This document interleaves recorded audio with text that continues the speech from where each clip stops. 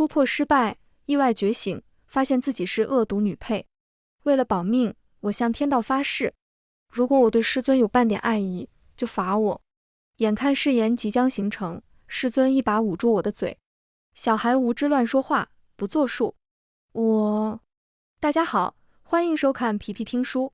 第3次突破失败时，我觉醒了。原来我是恶毒女配，师尊和小师妹之间的绊脚石，不仅能力废，还嫉妒女主，四处陷害，最终下场凄惨，不得好死。知道真相后，我忍不住对着天空竖起中指，破防了。不是我不够努力，是小说设定就是如此。哪怕我数百年来勤勤恳恳修炼，九死一生历练，都只能是这样的结果。天杀的！这种事情怎么早不和我说？数百年都在修炼，一点吃喝玩乐都没享受到，甚至同期姐妹都有伴侣了，我还在头铁修炼。结果到头来，这算什么？算我命苦吗？我独自一人破防了许久，直到门被推开时，我这才恢复些许理智。来者身着一身银白色长袍，白衣胜雪，身姿挺拔，容貌绝艳，如同悬挂于夜空中的高洁明月。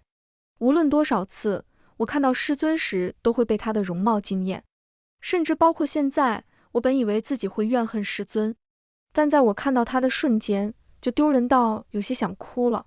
师尊是全天下对我最好的人，我16岁入门，他便选中了我，从入门到现在，再帮我度过一次次历劫，还帮我疏通经脉。师尊见我的模样，微微蹙眉，在我的床榻边坐下，抬手贴在了我的额头上。伴随着他的触摸，胀痛的大脑瞬间变得舒适清凉。我忍不住将脸蛋贴得更紧。师尊又失败了。师尊任由我拽着他的手，温声道：突破失败不怪你，是我没有算准日子。听着师尊温柔的安慰，我更是想哭了。我小声道：师尊，我不想修炼了。师尊摸摸我的脑袋，行，不想修就不修炼了，师尊养你一辈子。很心动的说法，以前总是能哄好的我，此刻却是摇头。不能一直麻烦师尊，一想到以后还有个师娘，我就觉得很奇怪，还是保持点距离吧。然而念头才升起，我的脸颊就被捏住，修长的手扣着我的脸颊肉，师尊俯身靠近我，挡住了我面前的光线，越发有压迫感。那双如银月般的眼瞳一瞬不瞬地看着我，像是要将我看透。怎么，是想去麻烦其他人吗？我有苦说不出，总不能说我以后看到你和师妹在一起了，现在我觉得很膈应，要和你保持距离了吧？我相信自己一说出口，就会被扭送医师面前去看脑子，而且剧情在时时刻刻监测我。每当我有这个念头，无形的威压就将我笼罩。也因为我长久不言语，在我脸颊上的手用力了几分，甚至开始加重揉捏。我瞬间回神，在对视的瞬间，我又心虚地移开目光。我只是暂时不想修炼了，我想散散心，换个生活方式。师尊没有立刻回应我，只是沉默地观察着我，似乎要看清我的想法。而我一向有事情都是瞒不过他的，我只能抱着中打死不说的念头狠狠憋住。但最后师尊只是摸了摸我的脑袋，我是你师尊，你想做什么事情自然不会拦着你。简单一句，我又有点想哭，因为他这么多年也确实这么做的。就比如现在我突破失败，他甚至连衣服都没穿好就匆匆赶来，露出一大片洁白又醒目的胸膛。我默默伸手扯好衣服，泪眼婆娑。我知道师尊你也要注意形象，小心邪气入体。师父看我的神情有些复杂，他一定是不好意思了。没关系，贴心的我会假装视而不见的。我向着师尊投以分外诚挚的目光，期待着他的表扬。而师尊就像是失去了所有的力气和手段。我和师尊的关系因为这番暖心的谈话升温，但又死于当晚的噩梦。梦中，师尊护着身后俏丽的女子，神情厌恶地将本命剑捅进我的心口。173次。如果梦里的伤害能造成真实伤害，那么我的心脏将会是块蜂窝煤。被捅刀到天亮的结果，就是我看到师尊就开始心口痛，以致我一天都躲着师尊跑，甚至都离开雪山，跑到其他山头去玩耍。凌云宗很大，师尊的住所在雪山上，人迹罕至。二师弟见到我时颇为夸张地哇了声：“二师弟，师尊今天没有把你别在腰带上吗？”我翻了个白眼，说什么呢？我和师尊又不是连体婴，而且师尊的形象都被你毁了。明明是高岭之花，好吧？二师弟的嘴角开始疯狂抽搐，看上去是想笑的，又被强行压制下来。最终，他憋着笑转移话题，话说：“你来这里干嘛？”我看了看远处，我来看看我的洞府啊，要重建和打扫之类的。哦，原来是回来重建洞府的。二师弟点点头，用着平常的语气说道。然而在意识到后，他立刻拔高音调：“什么？你和师尊不过了吗？我不打算突破了，当然要搬回来喽。”这话说的就像是我和师尊做了夫妻一般。二师弟依旧如临大敌的模样：“你和师尊说过了吗？师尊也让你回来了？师尊入魔了？”我觉得有些莫名，还没有说，这种小事也没必要和师尊提呀。说完，我还往前一步，认真打量他的神色。倒是你怎么怪怪的？只是我才靠近，他就疯狂后退，并且张望四周。我现在是怪怪的，等你靠近后，我说不定就变成快快的了。我们直接保持这段距离吧，我怕你抢我空气。一段时间没见，我真觉得他越发奇怪。我打算自己去找寻洞府，结果还没走几步，就被二师弟拦住。你的洞府空了，当时不是让我收拾吗？结果师尊快我一步给收走了。师尊收走了？我有些迷茫，可是我的家具和衣物师尊都没给我啊。这一刻，二师弟的脸和调色盘似的，他默默捂住耳朵，不愿意多听。不过我仔细想想就想通了，师尊的用品和家具都是顶好的珍品，我那种小破烂估计顺手就给丢了吧。只是有点心疼，重新按照自己的喜好购置家具还挺费零食的。二师弟犹犹豫豫地开口：“那什么，不如和师尊讨论一下。”我点点头，当然是要的，只不过我现在暂时还不想。在二师弟的反复追问下，我犹豫道：“就梦到师尊拿刀捅了我一晚上，有点害怕。”二师弟抽了抽嘴角：“没事，梦都是反着的，万一是你捅了他一晚上呢？”我翻了个白眼，没有理会，目光落在远处的师弟们。远处的师弟们正在练剑，光着臂膀，在烈日下肌肉泛光。我盯得目不转睛，连带身后的温度什么时候降下来的都不知道。正当我看得入迷时，身后一道声音悠悠响起：“好看吗？”我立刻点头：“太好看了。”话一出口，我终于觉得气氛不对，好像二师弟太安静了，而且这道声音还挺好听的，也挺熟悉的。想到这里，我忽然意识到了有什么不对劲。我僵硬地扭头看去，只看见了师尊的身影。天塌了！我想要扭头当作没看见，只是师尊已经靠在我的身旁，带着香气的头发垂落在我的肩头。和师傅说说看，哪个更好看？我哪里敢说啊？但奈何师尊一直看着我。我艰难吐出一句，其实仔细看看都很一般。但显然师傅还不是很满意。他继续道：“那你刚刚盯得这么认真？”我嘴硬道：“我就是抱着学习的心态观赏的。”下一刻，我就被师尊强行射了箭，被迫带走笔试了。天杀的，我都不想努力了。但无奈，面对师尊，我也只能老老实实的拿剑努力。在不动用灵力的时候，我还是很能打的。毕竟这么多年没日没夜的研究和钻研，除了境界突不破，其他基本功我还是很牢固的。师尊也点头夸赞：“不错，没有懈怠。”我苦哈哈的挥剑，疯狂想办法试图结束。然而我最害怕的事情还是发生了。师尊兴致盎然地拿起木剑，准备和我过招。他一袭白衣，剑意凛冽，消杀的剑气涌动间，仿佛树木也承受不住，树叶簌簌而落，非常帅气。如果不是我昨晚做噩梦的话，我肯定会凑上去疯狂赞许。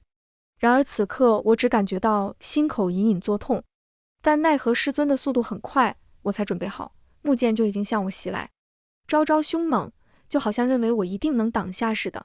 很快，我也顾不得其他，全神贯注地开始比试。剑气划破空气，密林发出震颤，无数落叶乘风而起，又在周围落下。就在这落叶迷眼的情况下，我分不清刀剑到底会从哪个方向袭来。我屏息凝神，观察着四周细小的动静，随后猛烈刺去。刺到了。惊悚的是，刺中的物体是厚实且软的，就像是人的身体。当落叶完全落下，我看清眼前场景时，我几乎腿软的要跪下了。而偏偏罪魁祸首依旧淡定温和，甚至还有点愉悦。此刻，我是真的没忍住，用着平生最严厉的语气对着师尊吼道：“笑，你都害我欺师灭祖了，你还笑？你是不想要我这个徒弟赶走，换新的小徒弟了是吧？”我还是头一次对着师尊发了这么大的脾气。等发泄完情绪后，我冷脸给师尊上药。洁白华美的衣袍下是漂亮精瘦的肉体，师尊的皮肤是带着冷色的白，就像是温润细腻的白玉，也显得胸口上的鲜红血色触目惊心。我将药粉撒上，没有收敛半点力度，但即使是这样，他的脸上都没有半分痛苦，甚至……你很开心？我直接道。师尊抬手擦去我指尖的血渍。你理我了，我自然开心。他道。我无语，这就是你让我刺你的理由？师尊看向我，目光温和，我都捅你一晚上了，让你捅回来消消气。微凉的指尖停留在我的唇上，圆润而冰凉的糖块在我的舌尖化开。二师弟的嘴巴就是最好的扩音石。我有些无措，可这都是梦啊。然而他却因为我的举动，用这么偏激的方式来哄我开心，因为我在现实中害怕他了。我气得不行，却又不知道该怎么办。最终，我将药膏重重地涂抹在他的胸口泄愤。您真幼稚。和师尊和好了，他做出的举动确实很有效，我一点都不怕他伤害我了，我怕他伤害自己。而且师尊也很懂我的心理与喜好。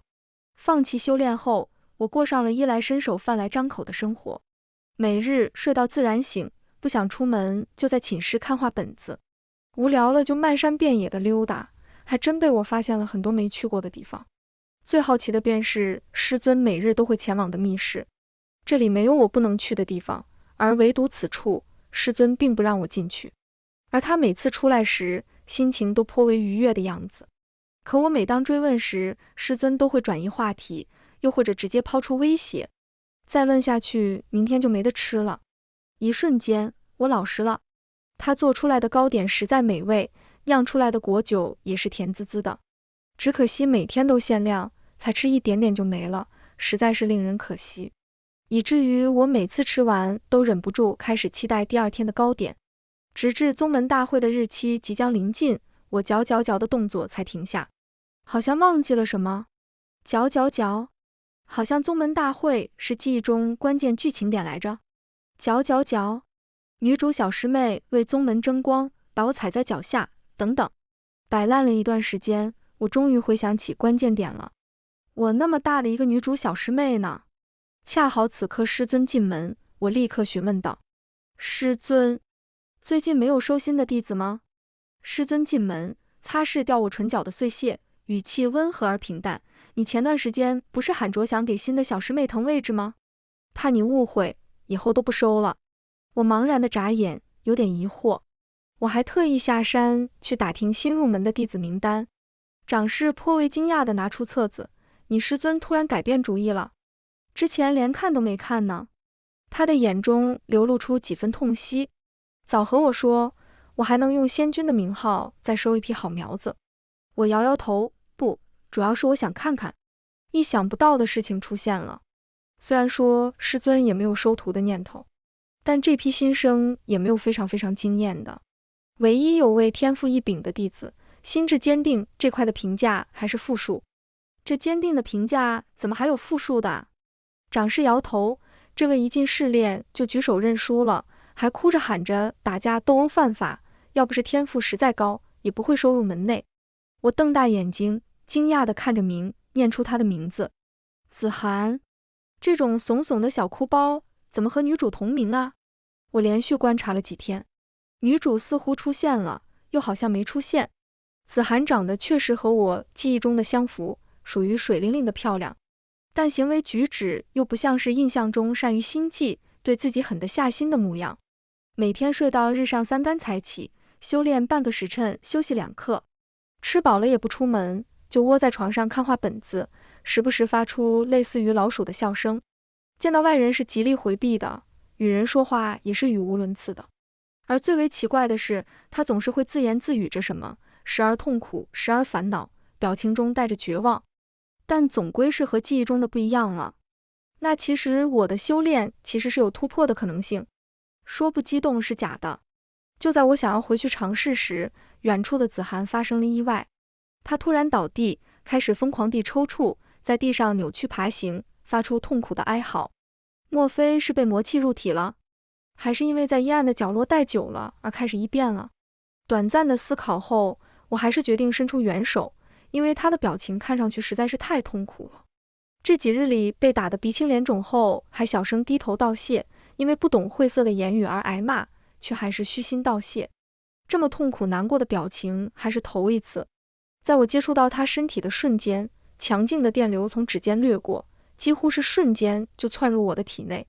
也好在我是雷灵根，能够迅速吸收这些电流，这才不至于受伤。而至于眼前刚刚入门的可怜人，仅仅只是这个模样，似乎生命力还挺顽强的。子涵顽强的生命力超乎我的想象，甚至我吸收完电流，他就已经睁开眼。我拿着手帕擦了擦带着汗水的额角，小声道：“那个，你好像有点死了。”他双眼迷茫地盯着我，半天才动了动干涩的唇：“老婆。”老婆是什么称呼？很老的婆婆。被称呼意想不到的称呼，我也有点慌张。万一被女主误会为我占她便宜怎么办？但显然子涵比我更加慌乱。在短暂的呆滞后，她忽然喊出我的名字：“夏飞晚。”我愣了愣：“你认识我？”几乎是在同一时间，我和她都后退了一步，都有点害怕。她的身体还没恢复，后退时有些趔趄。我忍不住提醒道：“你别摔了，我这就走。”忽然，他紧绷的面容瞬间瓦解，拔腿就跑。跑的过程中还向天大喊着：“天杀的！你这样让我以后怎么嫁人啊？”我思索片刻，表情变得凝重。女主是怀疑我会影响她和师尊的感情吗？回去的路上，我有些凝重。好消息，女主和记忆中的不一样。坏消息，我好想又被女主当竞争对手了。剧情好像是变了，又好像是没变。我独自蜷缩在藤椅上思考着，直至身后传来淡淡的冷香。下一刻，带着香气的手轻轻落在我的脑袋上，轻轻揉捏。在想，什么这么凝重？师尊的话语在我身后响起，我这才意识到他的存在。我根本察觉不到师尊什么时候来的，也不知道他在我身后待了多久。我摇摇头，没事，就是不太能理解老婆是什么意思。老婆2个字缓慢地从他的舌尖吐出，带着莫名的情绪。虽然用着反问句，但我感觉师尊是懂的。师尊缓缓道：“是谁在喊你老婆呢？”我没敢回答。男女主可以见面并且认识，但不能经过我认识。师尊见我不语，便继续道：“你这几日好像也很喜欢往山下跑，是在山下碰到喜欢的人吗？”不知不觉间，他微凉的手指从太阳穴转移到我的后颈，轻轻揉捏，舒服的同时又有点奇怪。我立刻摇头：“不是喜欢，不是喜欢，就是觉得有趣。”这话一出口，我立刻感受到后颈揉捏的动作顿了一瞬。我仰头看去，只见师尊的嘴角下拉几度，他此刻的心情是大雨磅礴。我清了清嗓子，也就一点点感兴趣吧，明天就忘记了，只是太久没见小孩子了。师尊淡淡道：“常年和我待在一起，你觉得无趣也是应该的。”雨还在下，我脱口而出：“哪有，我最喜欢和师尊待在一起了。”突然多云转晴，他淡色的眼眸中掠过浅浅的笑意。当真？我愣愣的点头。短暂的2句话，师尊的心情变得艳阳高照。在被他的美貌震惊过后，我更呆滞了。等等等等，这有点不对吧？师尊为什么因为我一句简单的话就开心起来？他为什么会关心我的社交？哦，不对，毕竟是师徒关系，关心一下也正常。但其他师尊也这么关心徒弟吗？好像也没有啊。脑子好痛，一瞬间好像什么闭塞的东西松动了。师尊不会是喜欢我吧？在后知后觉地意识到这个想法时，我有种世界观崩塌的既视感，一会怀疑是错觉，一会怀疑是真的，太过于震惊，甚至在师尊问我要不要出门陪他去其他宗门时，摇头拒绝。好在师尊心情不错，也没有说什么，只是我盯着眼前的师尊，怎么看都有点奇怪。师尊还是师尊，有变化的是我的心态。我短暂犹豫了几秒，颤巍巍地向他伸出了手。师尊自始至终都没有动作，任由我触碰到他的脸。随后，他微微转头，将脸更加贴合在我的掌心，一双眼眸却认真地注视着我。我悬着的心终于死了，我落荒而逃，内心无比庆幸师尊要出门，要不然我还真不知道要怎么面对师尊。而且我也怀疑昨日的师尊早就看穿了我的心思。早上起来，桌上的储物袋中有一堆我爱吃的零嘴，他也没来找我，去得悄无声息，还是头一次不要我送。合理怀疑是想要给我留出思考空间。我搓了搓脸颊，思考3秒，决定逃避。先打算冷静一下，找点事情做。我也没有什么兴趣爱好，照例开始练剑修炼。前3天是好过的，等到第4天的晚上，意外发生了。我又开始做噩梦了。梦中的师尊废掉了我的修为，在众目睽睽之下将我逐出师门，师徒情分不再作数。等到醒来时，我的眼泪早就打湿了枕头，胸腔内还残留着撕心裂肺的疼痛。与此同时，我还有种莫名而笃定的预感，那所谓的剧情还在追着我走。自从师尊走后的第4天，噩梦开始不断上演，也不仅仅是在梦中，在醒来时，我的脑中也会不断浮现剧情。最严重的时候，我甚至不知道自己身处梦中还是现实，只是前段时间和师尊接触，这才没有被缠上。我用师尊的披风裹住身体，这才换回几分清醒。不能再这样下去了。我深吸了口气，熟悉的冷香让我的脑袋清明些许。必须开始自救。自救的第一步，我找上了女主。作为这个世界最为特殊的2个存在，一定是有什么特殊的气运。然而，在我看到女主后，我愣住了，因为女主看上去比我还惨的样子，她的头发都电炸毛了。强忍住身体的不适，我伸手触碰她，再次将她身上的电流导入体内。子涵体内仿佛有个小型雷结似的，无论我吸多少，都还是有着强大的电流，甚至让我的经脉都感觉到疼痛和不适。直至经脉濒临负荷，到达极限时，电流这才逐渐停下。子涵睁开了眼，迷茫地和我对视。下一刻，他的眼中逐渐涌上泪花。子涵一把将我抱住，泪水打湿了我的衣衫。妈妈，我想回家。唉，又当婆又当妈。我摸着子涵的脑袋，任由他发泄怒气。好在子涵的情绪调整还是很快的，哭了一场后恢复了往日的活力。他拉着我的手，分外惊讶：“你是怎么救我的？”子涵的脸上甚至有种幸灾乐祸的喜悦。我解释道：“我是雷灵根呀，直接把你体内的雷电引到我身上就好了。体内的经脉还有点痛，头一次承受这么强的雷电，有点不太适应，浑身上下都感觉带电。”瞬间，子涵拉住我的手，小声尖叫：“那我们果然是天造地设的一对啊，老婆！”在这一刻，我终于知道了老婆的含义。我有点坐立不安，想要远离，又怕子涵被电，只能牵住他的手。子涵也感觉到我的不自然，立刻解释道：“不是，我只是喜欢你。不对，我的意思是，我是同性之间的欣赏。在我的家乡叫老婆是很正常的事情，不是妻子的意思，当然也可以是嘿嘿。有点奇怪，但总之知道没有特殊的感情就好。”我点点头，其实从某方面来说，我们确实需要彼此。他的体内有奇怪的雷，而我也在接触到他的瞬间，浑浑噩噩的脑子清明了。子涵小脸通红，看上去想尖叫，又硬生生忍耐住，看上去还挺可爱的。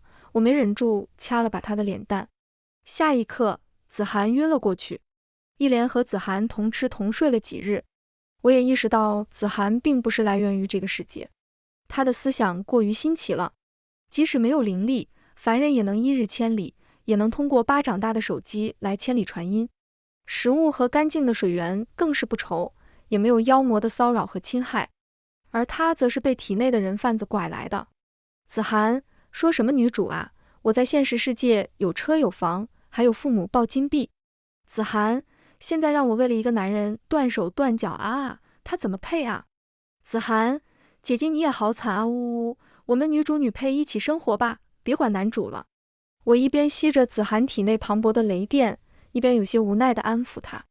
事实上，她每天喊着的超美味小食都是师尊做的，可以感受到子涵真的是放飞自我了。她体内的雷也是气急败坏，几乎是拼尽全力的想要电她。我无奈揉了揉她的脑袋，你就不怕人贩子趁我不在电你吗？子涵得意忘形的傻笑，这才收起，取而代之的是卖萌和撒娇。她软着声音，姐姐，你知道的，我出生起就没有老婆，才成年就离开了妈妈。你不要离开我好不好？我两把日子过好比什么都重要。我清楚子涵需要我，我也挺喜欢这古灵精怪的小姑娘的，但在此刻我却有点犹豫。那个，我还有位师尊啊。子涵毫不犹豫道，老男人有什么可要的？除了做饭好吃了点，我两句情理还要为他受伤流血呢，晦气退退退。我苦笑着想要解释这些事都没发生，子涵却在拉扯着我的衣袖撒娇。姐姐，老婆，姐姐，老婆。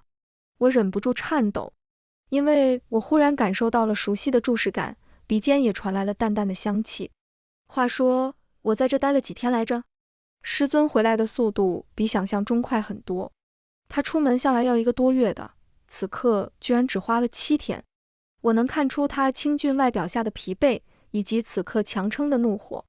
毕竟辛苦回来，看见自己的徒弟跑去和其他人腻歪，而对方还叫着徒弟老婆什么的。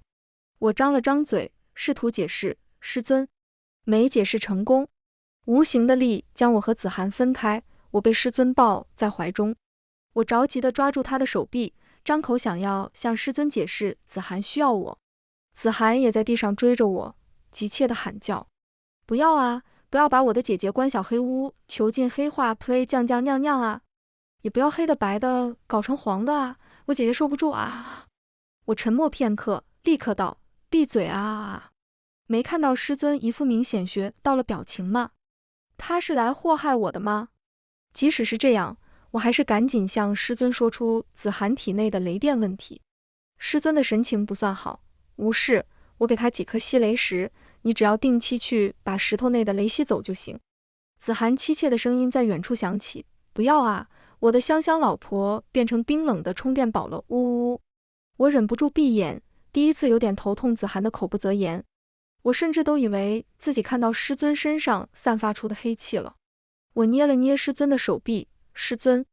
师尊看向我，浅色的眸中看不出什么情绪。怎么了？我小声道，有点冷。其实是我找的借口，师尊照顾我一向周到，在他身边一般不会觉得冷。面对我刻意的示弱，他也只是叹了口气。他将外袍裹在我的身上，快到家了。山上还是我出门前的样子。当房内只有我和师尊时，几天前的尴尬再次弥漫了上来。我连视线都不知道往哪里放，直至师尊的声音传来。身边突然换了个人，不习惯了，醋味简直将我淹没。只是我没有像以前一样着急表态，只是安静地看了他一会，直至师尊落在我的身旁，如同白玉般的手指悄然落在我的手上。我叹了口气，带着一种豁出一切的勇气，抬手回握住师尊手的同时，我抱住了他。是有点不习惯，我用鼻尖蹭着师尊的胸口，发出黏黏糊糊的声音，还是有点想你的。下一刻，我猛然失去了重心，冷香传来，我被压在床榻上，师尊的脸庞离我格外接近。我不可抑制地在内心尖叫了起来，啊，不要什么都搞成黄的啊！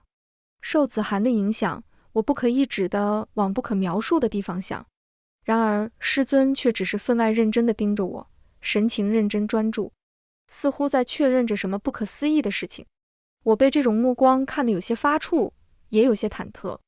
莫非是我自己瞎想的？那现在多尴尬，要找什么借口糊弄过去吗？脑中闪过无数念头，转瞬又因为轻微的触碰而停止。师尊轻轻吻了下我的额头，转瞬即逝的触感，甚至我是在亲吻撤离后，这才迟钝地意识到，师尊亲我了。燥意如同潮水般将我淹没，忍不住扯过他的长发挡住脸，耳边传来他的一声轻笑，算是有道侣了。现在真的不担心噩梦了，真如同子涵所说的，我算是开启了另类的小黑屋。师尊走到哪都将我带到哪里，时不时还会将我抱到他的膝上，又或者是闲暇时抓着我的手把玩，也喜欢一日三餐喂我。如果不是我强烈拒绝，或许沐浴时他都要在旁边伺候。只有在师尊进入那间密室时，才会放我独自待会儿。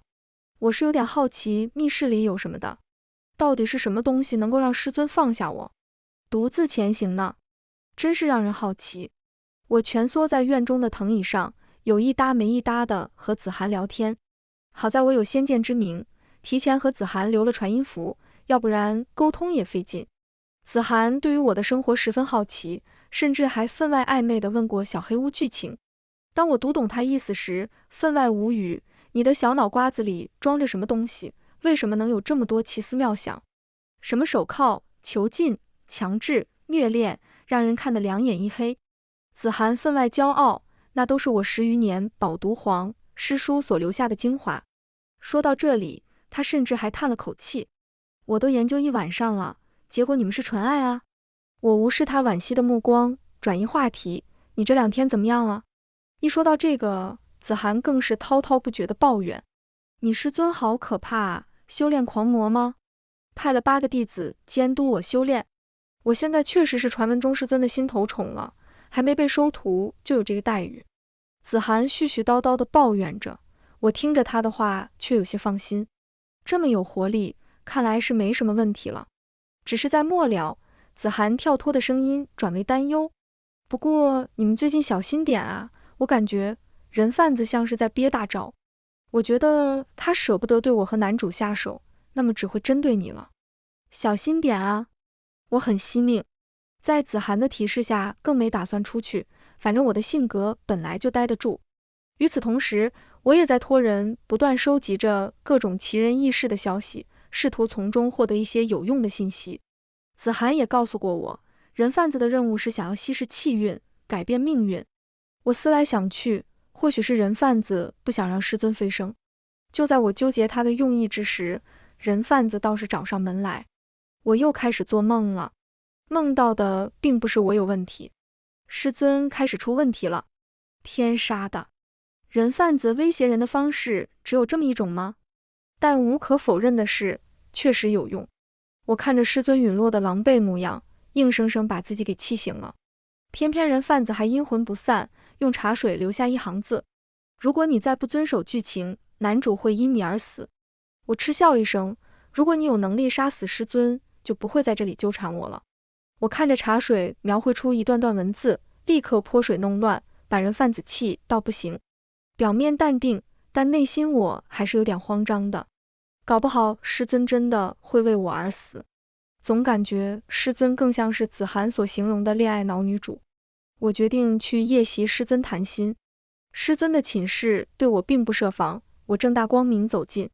师尊的寝室分外单调，和我寝室被他塞得满满当当的摆设格外不同，但因为有这张脸的衬托，倒是显得房间蓬荜生辉。我没忍住，伸出手来，小心翼翼地戳了戳他的脸庞。只是在触及到的瞬间，我的手腕就已经被捏住，视线天旋地转。我被扯到了带着冷香的怀抱中，修长温热的手指拂过我的后背。睡不着了吗？师尊的语气中带着困意，又有些惊讶。我调整了个熟悉的位置，指道：做噩梦了。我在。他继续轻轻拍着我的后背，从一旁的储物袋中拿出助眠的香薰。我却格外精神，特别是看着师尊的侧脸，我的脑袋里又不自觉地开始想和子涵的聊天。夜深人静时，人总是慌得可怕。正当我盯得入迷时，师尊抬手虚掩住了我的眼睛。他问道：睡不着。我点点头，想事情呢。师尊调整了个位置，手撑着头，顺滑的发丝倾泻而下。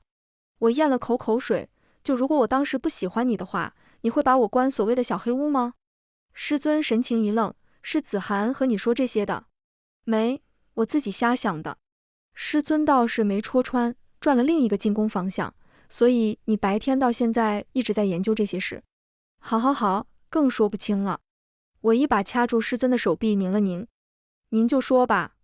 师尊直接道，一开始会吧，出于怕你被骗，出于占有欲，多少都会关着。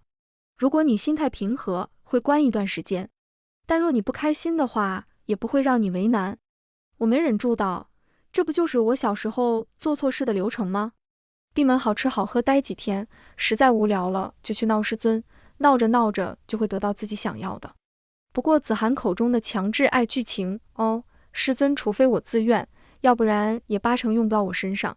我忍不住走神，却在师尊捏我脸颊的时候骤然清醒，在想什么乱七八糟的东西。瞬间被戳中心事，我立刻用被子蒙住脑袋。说什么呢？我又不是这样的人。只是安静了片刻，我又忍不住把被子下拉一小截。师尊，你会为我而死吧？一夜没睡，在子涵旁边吸着充电宝流泪打哈欠。按理来说，修仙者其实不用怎么睡眠的，但最近我就是困得出奇。子涵两眼放光地看着我，小模样一看就很猥琐。不许乱想。我抬手弹了下他的脑门。子涵很委屈地捂住脑门，你一副没睡好的样子，嘴巴也肿肿的，这怎么让我不想歪？我做事要再去弹脑门。子涵捂嘴不语，只是一味地盯着我，就只是亲了而已。我感觉到脸颊乃至耳根一片烧红。我们谈了正事。说到正事，子涵这才收敛揶揄的表情，凝重地凑了上来。是和人贩子有关的吗？我点点头，但却没有立刻说，等到全部吸完所有石头中的雷电，这才猛然抱住他的身体。我们打算正式结为道侣了。子涵愣神，口中喃喃，那你为什么抱我？我是 play 的。还没说完，无数雷电从子涵的体内涌出。也好在我做好准备，一顿猛吸，才阻止了子涵变成黑炭。我勾了勾唇角，说明选定的方向没错。人贩子果然怕的是这个。虽然说道侣大典是用来引出人贩子的幌子，但师尊真的是认认真真的在准备着宴请，亲自布置场地，耗费重金购置物件，甚至给我准备的嫁妆都厚重到几个储物袋都装不下。他还请了很多人，还有些甚至是传闻中的大能。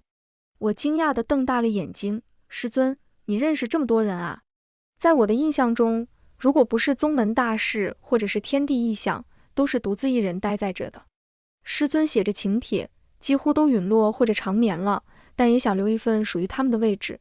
我愣了愣，没有人成仙吗？师尊手中的毛笔一顿，淡淡道，这个世界是巨大的牢笼，在我成年时，我就意识到除了我，没人可以成仙。巨大的信息将我淹没，我有点惊讶，但随即也反应过来。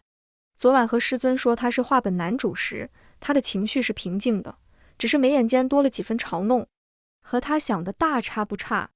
他就像是一尊傀儡，被安置在一方天地中，等待着天道的操控和气运的吸取。如果是这样，师尊为什么不成仙飞升呀？我忍不住道。师尊目光看向我，我成仙的瞬间，这个世界顷刻间就会烟消云散。男主成仙，也就代表故事到达了尾声，这里的一切都没有存在的必要了。天赋异禀的少年不知天高地厚，只想四处闯荡，结识亲朋好友。殊不知这一切都是天道推动的。他看见了人间的苦难，承受着真挚的友情，可贵的师徒情谊，甚至继承了恩师的传承和心血。在得知真相的瞬间，道心破碎。无论尝试过多少方法，都是无能为力。直至此刻，也是前途未知。你口中的人贩子，其实并不是第一次来。这条时间线，我也不是第一次经历。一连串的信息入脑，冲击量也非同一般。只是我还未问出口来，就已经被师尊拉在怀中坐下。我的手里也被塞入毛笔，一起写给你师祖，回头捎给他。师尊捏着我的手，在纸上写下文字。我没忍住道：“师祖会被气火吧？”师尊唇角带上笑意：“不会，他自己还追求师伯呢，2个。好好好，感情是一脉相传的。”我认认真真看着文字在笔尖呈现，内心也逐渐平静下来。在写完信后，我这才询问了心中很想问的事情：“师尊，那之前的我们是怎么样的？和我的梦差不多吗？”末了，我又追问：“之后呢？”师尊思考了片刻，解释道：“以你死亡为节点，之前都是按照剧情走的，我控制不了自身，就像是被夺舍了般。你死之后，我选择自爆，时间被迫回溯。回溯多了，我逐渐能够控制自身，但无论怎么阻止你，都无法挽留结局。只是没想到这次你也有了意识。”师尊摸了摸我的脑袋，语气温柔：“你向来争气。”我鼻头酸酸的，有点想哭。我又问道：“你是因为我才死的吗？”所以在昨晚自己询问的时候，师尊这才回答的这么毫不犹豫。原来是已经验证过的事情。你是我养大的徒弟，也是我心动的恋人。简单的2句，师尊的语气柔得像水。人贩子等不到大典就开始动手了。我这几夜都不敢入睡，生怕被对方缠上。结果没想到对方这么大胆，在师尊刚刚离开的情况下就席卷而来。周围的景物还是如同记忆中的一般，但给我的感觉却又截然不同，触碰物体的感受也有异样，就像是套着手套触碰东西，摸得不真切。这里是虚构的场景，当然都是假的。冷冰冰的电子音响起，带着显而易见的嫌弃。人贩子来了。我立刻朝声原处看去，一颗发光的白蛋。我看着白蛋，一瞬间有点想笑，你一颗蛋为什么要去当人贩子啊？毕竟在子涵的口中，这玩意已经变成了手眼通天的神秘存在，结果原型居然是白蛋。人贩子，我是系统，不是那种低贱的存在。我没忍住，你做的勾当也好不到哪里去。系统，我赋予他们不死的生命，优秀的依靠，这已经是最大的嘉奖，还有什么不满足？我道，用子涵的话说，就是永远永远当牛马。系统的声音带上怒意，不识好歹的女人，你只是嫉妒他会有优秀的男人，而你没有。人在无语的时候真的很想笑，我还没憋住，而我的笑声激怒了系统，无数电流向我涌来，这似乎是对方的一贯招数，并且这个电流对我有效。在幻境中，我的动作很慢，以至于我逃脱不及时，整条手臂都皮肉绽开，剧烈的疼痛让我越发清醒。系统，我碰见最多的就是你这种货色。我咬牙笑了，你现在更像是老鸨。系统更加生气，无数雷电再次向我涌来，但我的动作也很快，在一次次的躲避中，虽然身上带伤，但也摸出了他的行动轨迹。抓住系统进攻的空隙，我果断上前扑住，随后一把开始输送电流。这些从天子涵身上吸取的，石头中所汲取的，我自己数百年间日夜修炼所积攒的功力，反正也不能成仙，修为也无用了。我压制住喉头的血腥味，疯狂输送。系统终于开始慌张。系统，我可以解绑子涵，我可以绑定你。我加大马力，你别诅咒我。系统，我可以让你永享美貌和生命。我给你打工。系统，我可以让你成仙。这话说的让我心动，但也只是心动，我要成仙，我自己也可以。在我不断的努力下，白蛋的身上出现了缝隙，细小的缝隙逐渐变成无数的大缝隙，乃至幻境都开始变得虚幻。我看见了师尊和子涵的面容，伴随着系统的碎裂，巨大的灵力从蛋中溢出，疯狂涌来。我晕了过去。等我醒来的时候，已经不知道自己在梦中还是现实。直至师尊骤然把我抱在怀中时，我这才意识到自己已经清醒。师尊颤抖地拍着我的后背，没事了，没事了。我忍不住摸了摸师尊的长发，师尊，你的头发更白了。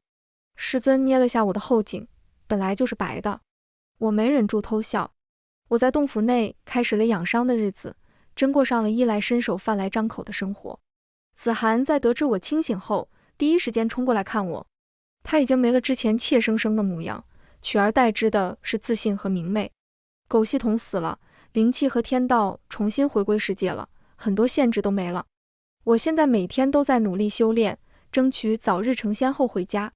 等我牛逼了，我还能带你一起回家，我带你压马路、喝奶茶、看电影、见父母，嘿嘿。熟悉的笑容一出，师尊悄然出现在殿内，子涵转瞬间就已经被移出殿外，留我一句，我自己修炼也能去你的世界玩。师尊没有说话，只是默默拿出捆仙索绑在我身上。我立刻道，我当然要师尊和我一起去了。休息了一段时间，我重新恢复斗志，开始修炼。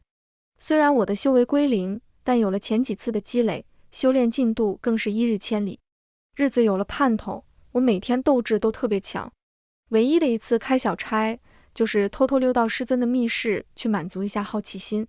毕竟这么多年了，当我真的到达室内时，还是忍不住苦笑，有种惊讶又理所应当的感觉。密室中还真的一大半几乎是我的东西，还真是个变态。全文完，皮皮听书，感谢您的观看，每天上新精彩小说，喜欢就订阅吧。